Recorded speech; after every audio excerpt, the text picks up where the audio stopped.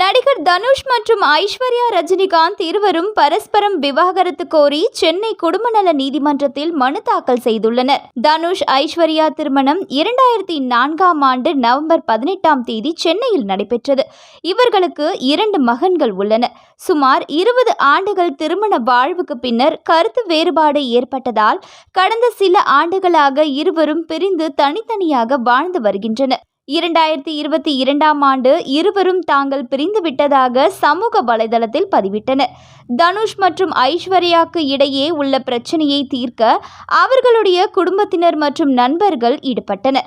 ஆனால் இருவரும் விவாகரத்து பெறுவதில் உறுதியாக இருந்ததாக கூறப்படுகிறது.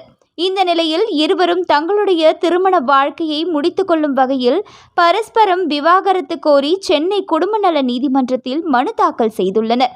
அதில் 2004ஆம் ஆண்டு நடைபெற்ற தங்களின் திருமணத்தை செல்லாது என அறிவிக்க வேண்டும் என கோரியுள்ளனர். இந்த மனு விரைவில் விசாரணைக்கு வரும் என எதிர்பார்க்கப்படுகிறது.